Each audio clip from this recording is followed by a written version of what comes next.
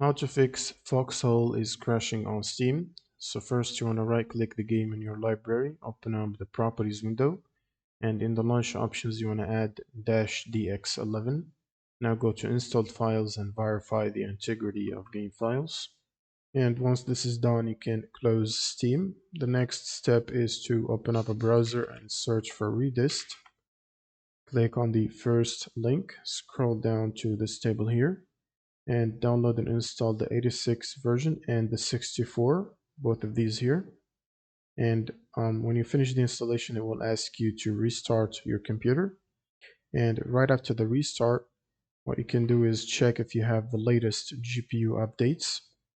If you have an NVIDIA graphics card, you can download and install the NVIDIA app, and you can use that to get the latest driver updates. And if you're running AMD, you can use the AMD software.